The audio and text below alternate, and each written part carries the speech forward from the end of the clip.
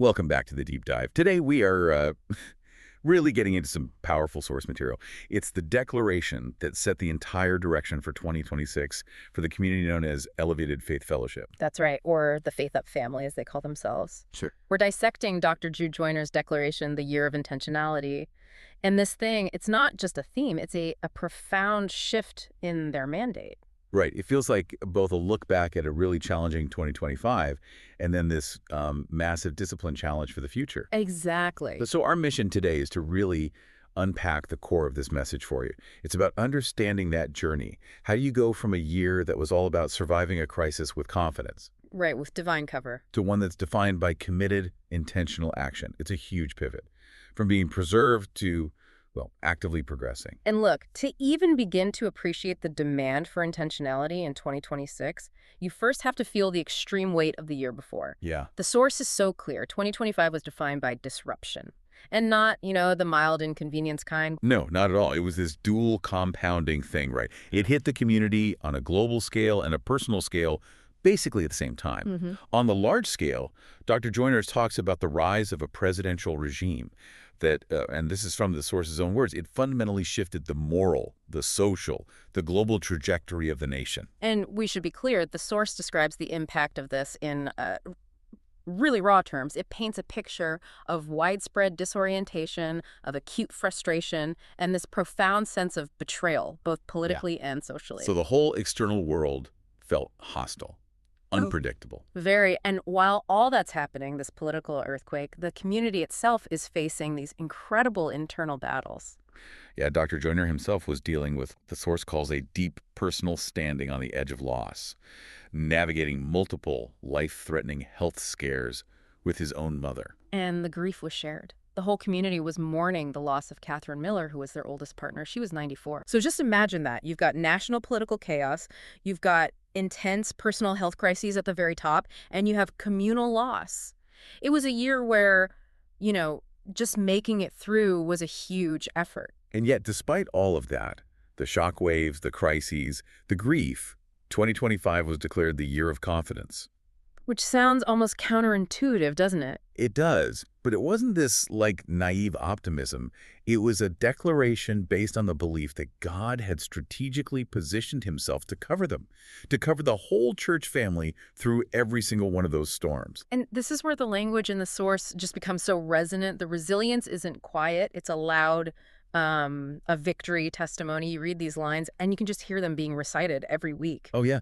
Things like, I've been shaken, but I'm still standing. I've been pressed, but I'm still praising. That kind of language, it carries so much weight because of what they actually went through. And it all builds to that one defiant declaration that sort of seals the year.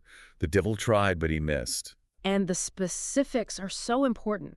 He missed taking me out. He missed breaking my faith, stopping my purpose. Right. And the reason given for this survival, it's explicitly divine intervention. God was covering, shielding, and preserving them. They made it through because they were protected. And what's fascinating here is how clearly the source then pivots. It moves directly from that, reactive, protected stance, the confidence that came from God covered me, to the proactive mandate for the next year. It's like they recognized that if they just stayed in that reactive mode, they'd get stuck. Exactly. That context really sets the stage. If all you do is stand still and praise God that you survived, you never actually start building the future you were saved for. But I have to ask, if the community just came through a year of such intense pressure, where they were relying entirely on divine cover just to stay standing, why pivot so hard? Why demand discipline and action right away? Yeah. Wouldn't relying on grace be exactly what people need after being so deeply shaken? Why risk burning them out? That's the core theological tension in this whole declaration. And Dr. Joyner, he goes right at it. He actually admits he thought the 2026 theme was going to be grace. Which makes perfect sense, right? Yeah. Structurally, the church is celebrating its 5th anniversary in August 2026, and biblically, the number 5 is grace. It seems like the natural, comforting theme to land on. It seemed like the obvious destination, but the source describes this moment of divine redirection, the aha moment. Okay. God confirmed that grace will be provided in every area of their lives in 2026. But, and this is the powerful distinction, grace isn't the destination. It's not what they're called to lean on to move forward. Ah, so grace is the provision, the fuel that lets them move, but intentionality is the actual decision to turn the key and drive. Precisely. It's like being given a high-performance car that's grace, but then just leaving it in the garage. The source is calling them out of stagnation. Okay. The new mandate is to lock in, become focused, and move with purpose. The contrast is so sharp. Stop drifting and start deciding. And that one distinction just changes the entire tone of the year. Yeah. Drifting is accidental. Deciding is intentional. And the source says that elevation will no longer happen by accident. It's going to require three things we don't always pair with faith: discipline, clarity, and direction. The grace they got in 2025 made sure they survived. But now that grace has to be paired with human commitment in 2026 to make sure they fulfill their mission. It's the necessary pivot from survival to progression. And this whole idea, this committed action, it's anchored in Scripture. Proverbs 16.3. Commit your actions to the Lord and your plans will succeed. And the entire framework for the year, all the success that's promised, it all hinges on Dr. Joyner's deep dive into what that one word commit actually means. And his take on it is, it's far from casual. Oh, not at all. The source is emphatic. Commit does not mean, just offering up a quick prayer and hoping for the best. It means something much more physical, more dedicated. So how does he define it, that purposeful action? He says it means to roll it over onto him with intention, to place it in God's hands on purpose, making sure that, and I quote, nothing is left accidental. That's a profound reframing. It's not just handing over a burden. It's a deliberate exchange. You bring the action, he brings the outcome. Exactly. You're not just bringing a wish. You're bringing a completed move. You don't just pray and hope. You pray and commit. Yes. You roll over the finished work, the decision you made, the plan you executed onto him for establishment. This leads to those powerful pairs he keeps emphasizing. You don't just believe and wait. You believe and act. You don't just dream. You decide. And if you look at it that way, it just clarifies the promise that's being offered. If you're deliberate in your actions, God will be divine in your direction. And the second part of that promise is, wow, if you commit what you do, God will establish how you think. That's the real nexus of this whole thing, this idea of alignment on purpose.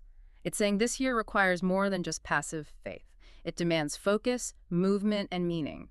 And for you, the listener, it provides this incredible yardstick for your own life. Yeah, are you living accidentally or are you living deliberately? It's so powerful. The source has these amazing descriptions. 2026 is the year where prayer meets practice. I love that. And faith meets follow through. And my favorite one from the source, it's the year where belief puts on boots and starts walking. It's not enough to have the faith. You have to commit to the work. You have to position yourself. Yes. Set the alarm, drop the plans, make the call. The source is saying that being positioned is what makes the divine direction even possible. Okay, so let's tie this back to the context from the beginning. That national and political chaos the source described. Right. Dr. Joyner connects this need for intentionality directly to that climate. The source is careful, it stays impartial about the politics, but it contrasts the effects of the national leadership's intentions Which it calls chaos and discourse. with the church's mandate. It's like an internal declaration of order to fight external disorder. It really is. The source is basically saying, while the world out there might be intentionally chaotic, our intentional stance must be one of order and hope and righteousness right in the middle of it all, choosing structure over uncertainty. And the success they're promised is tied directly to this. It's not a blanket guarantee. It's a promise tied specifically to disciplined action. Very specific rewards. It says intentionality prompts God to take your obedience and turn it into overflow, It takes your discipline. and transforms it into your destiny. The source promises this focus will position the intentional person for uncommon favor and strategic placement. It elevates your purpose and actively blocks harm. And it all leads to this final, absolute challenge from the source. Yeah. Stop straddling the fence. No more hesitation, no more wavering or delaying. It's just an unapologetic demand for follow-through. The command practically jumps off the page when you read it. Whatever you say you're going to do. Whatever you say you're going to finish, finish. Whatever you say you're going to complete. It's so direct. So what does this all mean for you, the listener? It boils down to this. When you align your actions with Him, when you commit the work, God aligns your outcomes for you. He establishes your thoughts. He orders your steps. Your plans succeed. And the source ends with that powerful, really compelling question, especially after remembering how intentional God was in carrying them through 2025. Just asks, how dare we live accidentally? So to just quickly summarize the core nugget here, the 2026 declaration moves the whole community from resting on passive confidence, the year of being covered, to actively initiating their own future success through deliberate, purposeful action. Intentionality means deciding, acting, and refusing to abandon the assignments they've been given. And there's one final provocative thought we pulled from the source. It's that profound promise that God will establish your thoughts. Now, that suggests intentional action doesn't just shape your external outcomes like success or overflow. It shapes your internal state first. Exactly. It molds and orders your mind. So if deciding for God causes him to decide to bless what you put your hands on, what small, immediate action one that requires discipline, not just grace, can you commit to today? What's the one thing you need to stop drifting on and finally decide?